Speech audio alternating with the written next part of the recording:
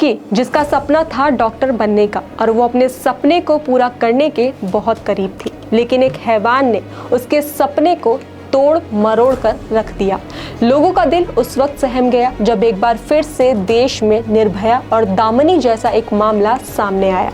वो लड़की जिसका बेरहमी के साथ पहले रेप किया गया, फिर उसकी हत्या कर दी गई। यह मामला कोलकाता के आरजी कर मेडिकल कॉलेज एंड हॉस्पिटल से सामने आया है, जिसने पूरी दुनिया को अंदर तक झंझोर कर रख दिया है। एक माँ ने नाइट शिफ्ट कर रही अपनी डॉक्टर बेटी के लिए टिफिन पैक करते हुए कहा होगा कि बेटा खाना टाइम पर खा लेना। एक पिता ने आराम से हॉस्पिटल पहुंचने की नसीहत के साथ अपनी बेटी को विदा किया होगा। दोनों घर में इस उम्मीद के साथ चैन से सोए होंगे कि सुबह उठेंगे तो उनकी प्यारी बिटिया रानी ड्यूटी खत्म कर घर आने वाली होगी। बेटी की सुरक्षा के लिए पिता ने 6 महीने पहले ही उसे एक कार भी खरीद कर दी थी। उस बच्ची की कुंडली में पता नहीं कौन कौन से योग रहे होंगे। उसने डॉक्टर बनने के लिए कितनी मेहनत की होगी, कितने सालों तक कठिन परीक्षाओं की तैयारी की होगी, कितना ट्रॉमा झेला होगा। उसके जन्म के समय जो भी संजोग बने होंगे, लेकिन उसकी मौत दर्दनाक थी और ऑटोप्सी रिपोर्ट तक सिमट कर रह गई। उसके साथ जो हुआ उसे हादसा नहीं कह सकते। नमस्कार, आप सभी का स्वागत है द मनमौजी पर और मैं हूं स्नेहा आपके साथ।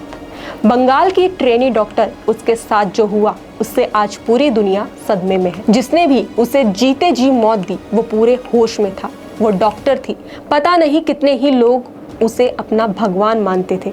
उसे भगवान का दर्जा भी दिया, क्योंकि हमारे देश में जो डॉक्टर हैं उन्हें भगवान का दर्जा दिया जाता है। वो लोगों की जान बचाते हैं जिनकी जान बचाना असंभव होता है, लेकिन उसकी मौत हुई तो भी एक हैवान के हाथों। ये खौफनाक वारदात 8 से 9 अगस्त की रात की है, जब कोलकाता के राधा गोविंद कर मेडिकल कॉलेज से एक ट्रेनी डॉक्टर का अर्धनग्न शव मिला था। इस डॉक्टर की उम्र 31 साल की थी, जो उस दिन 3 और डॉक्टर के साथ नाइट ड्यूटी पर थी। इस दौरान जो आरोपी है संजय रॉय, वो वारदात वाली रात को कई बार हॉस्पिटल के अंदर आया और गया। ट्रेनी डॉक्टर जो अब हमारे बीच नहीं रही, वो जिन 2 डॉक्टर के साथ नाइट शिफ्ट पर थी उनमें से 2 चेस्ट मेडिसिन डिपार्टमेंट थे, एक खुद ट्रेनी थी। एक कर्मचारी अस्पताल के हाउस स्टाफ से था। उस रात को इन सभी डॉक्टर्स और कर्मचारियों ने एक साथ बैठकर खाना खाया। इसके बाद महिला डॉक्टर रात को करीब 2 बजे सोने के लिए अस्पताल के सेमिनार हॉल में चली गई। वो वहां पर अकेली थी, जिसका फायदा उठाकर संजय रॉय जो आरोपी है वो पीछे के रास्ते से इस सेमिनार हॉल में आया और लड़की पर एक जंगली जानवर की तरह झड़प पड़ा।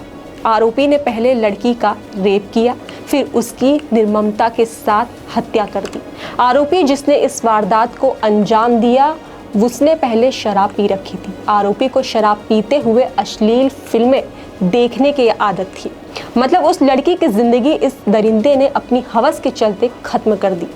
तो वहीं इन सब के बीच सबसे बड़ी बात जो है वो ये है कि आरोपी न तो अस्पताल के स्टाफ से था, न ही किसी मरीज का कोई रिश्तेदार था। वो कोलकाता पुलिस के सिविक वॉलंटियर का काम करता था, जिसकी जान पहचान डॉक्टर से अच्छी थी, जिसकी वजह से वो अस्पताल में आता जाता रहता था। अपनी गंदी हरकत को अंजाम देने के बाद आरोपी चुपचाप सुबह करीब 4:45 पर सेमिनार हॉल से बाहर निकल गया। तो वहीं वारदात को अंजाम देने के बाद आरोपी ने सबूतों के साथ छेड़छाड़ करने की कोशिश की थी। पुलिस को ऐसे सबूत मिले हैं जिनसे पता चलता है कि आरोपी ने घटना स्थल से खून के धब्बे धोने की कोशिश की थी। वापस घर जाने के बाद उसने अपने कपड़ों को भी धोया। फिलहाल आरोपी संजय रॉय अभी पुलिस की गिरफ्त में है। और इस बेशर्म आरोपी को तो देखिए कि किसी की जिंदगी बर्बाद कर उसे जान से मारने के बाद अब वो अपने लिए फांसी की मांग कर रहा है।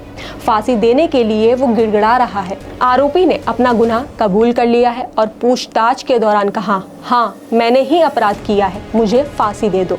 मतलब उस ट्रेनी डॉक्टर के साथ ये सब करने के बाद अब वो अपने लिए आसान सजा की मांग कर रहा है। उसे महिलाओं पर अपनी मर्दानगी दिखाने की आदत थी। वो महिलाओं को अपनी पैर की जूती समझता था। तो वहीं कोलकाता पुलिस ने पीड़ित और आरोपी दोनों के मोबाइल फोन जब्त कर लिए हैं और जल्द ही आरोपी के फोन से डेटा निकालने की प्रक्रिया चल रही है। आरजी कर अस्पताल से सीसीटीवी फुटेज जांच के लिए जुटाई जा रही है। अधिकारियों ने न सिर्फ डॉक्टरों सहित अस्पताल के कर्मचारियों से पूछताछ की है, बल्कि तैनात 5 पुलिसकर्मियों से भी पूछताछ की है, ताकि अपराध के संबंध में कोई भी जानकारी जुटाई जा सके। तो वहीं इस घटना में एक के बाद एक खुलासे होते हुए नजर आ रहे हैं। जो पोस्टमार्टम की रिपोर्ट सामने आई है, उसे सुन आप लोगों की आत्मा कल्प जाएगी। कोई इतना बेरहम कैसे हो सकता है?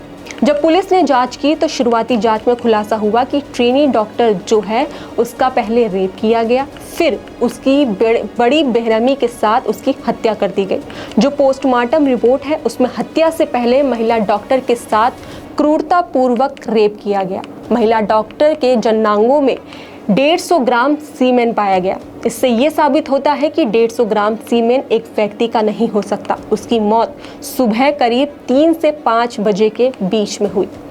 बरामदगी के समय वह मृतक पाई गई। महिला डॉक्टर के नाखूनों में त्वचा और बाल पाए गए जो संदिग्धों के मेल खाते हैं। गला घोंटकर हत्या की गई, जहां अधिक दबाव के कारण उसकी कॉलर बोन तक टूट गई। एक क्रूर हमले से उसके चश्मे का कांच टूटा और वो उसकी आंखों में घुस गया, जिसकी वजह से उसकी आंखों में गहरी चोटें आई। पोस्टमार्टम में ये भी बताया गया है कि ट्रेनी डॉक्टर के सिर पर जो चोट लगी है, वो चोट आरोपी ने ट्रेनी डॉक्टर को जोर से दीवार पर मारा, जिसकी वजह से उसके सिर पर भी चोटें आई हैं। आरोपी ने डॉक्टर के प्राइवेट पार्टों में भी चोटें पहुंचाई हैं, जिसकी वजह से सुबह तक उसके निजी अंगों से खून बहता रहा। मतलब देख रहे हैं आप कि किस तरह से उस दरिंदे ने उस मासूम ट्रेनी के साथ कैसी हैवानियत की। अब जब ये घटना सामने आई है, तभी से देश में इसको लेकर लोगों में गुस्सा भरा हुआ है। एक बार फिर से महिला सुरक्षा जैसे मामलों में पुलिस या चूक को लेकर सवाल उठने लगे हैं। आखिर कब तक महिलाएं ऐसे दरिंदों का शिकार होती रहेंगी? क्योंकि यह घटना दामिनी और निर्भया जैसा मामला है।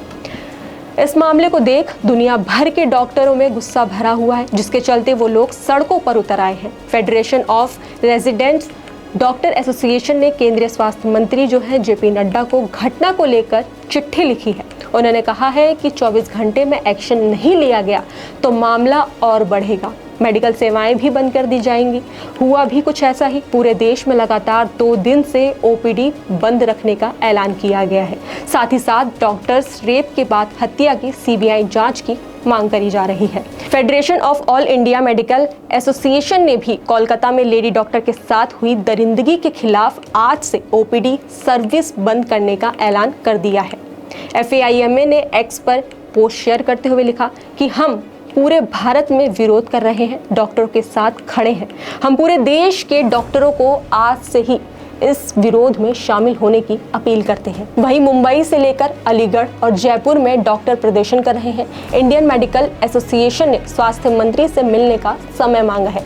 दिल्ली में कल से ही डॉक्टर कार्य बहिष्कार पर हैं, जिसकी वजह से एम्स में सर्जरी के 80% केस नहीं लिए गए हैं। इन सभी डॉक्टरों ने पश्चिम बंगाल की मुख्यमंत्री ममता बनर्जी को, जो उनकी सरकार है बंगाल की, उनको 15 अगस्त तक का अल्टीमेटम दिया है। डॉक्टरों की मांग है कि 15 अगस्त तक इस मामले में सभी आरोपियों की गिरफ्तारी हो। इसके साथ ही केस की फेयर जांच के लिए इसे सीबीआई को सौंपा जाए।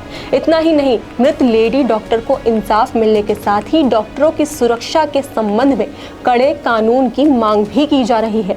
सीएम ममता बनर्जी ने इस पर कहा है कि मामले को फास्ट ट्रैक कोर्ट में भेजा जाएगा, दोषी को फांसी की सजा देने की मांग करेंगे। तो वहीं बीजेपी सरकार ने ममता बनर्जी पर आरोप लगाया है कि राज्य सरकार ने अभी तक कोई पहल नहीं की है।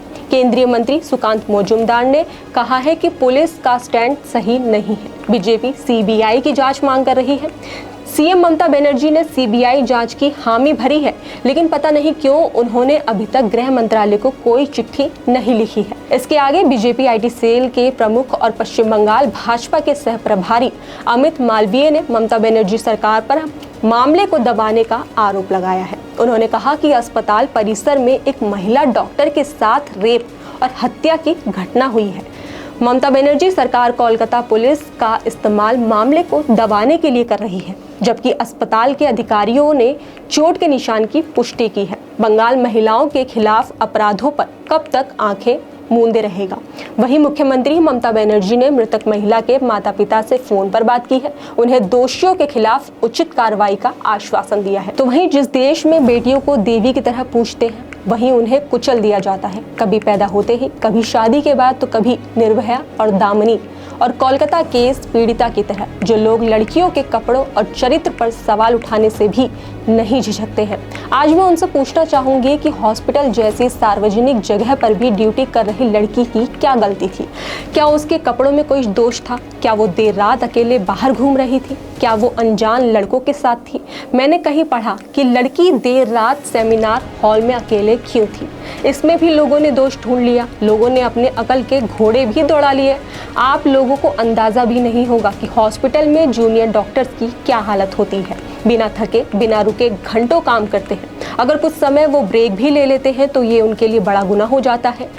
देखना अब यही बाकी है कि आरोपी को कब तक सजा मिलती है और लड़कियों की सुरक्षा के लिए सरकार क्या कदम उठाती है। फिलहाल इस खबर में इतना ही, बाकी देखते रहिए दमन मौजी।